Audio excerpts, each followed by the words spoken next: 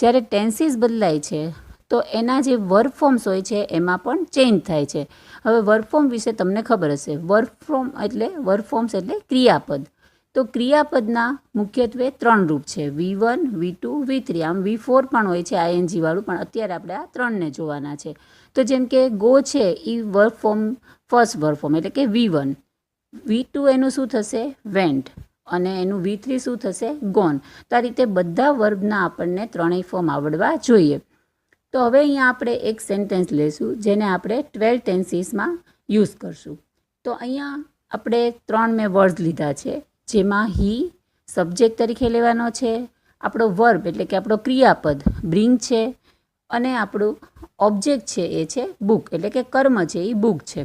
તો હવે આપણે પહેલાં ટેન્સીસમાં સૌથી પહેલો આપણો ટેન્સ હતો simple present tense. Simple present ટેન્સનો આપણે અહીંયા સેન્ટેન્સ જોઈએ. He brings a book.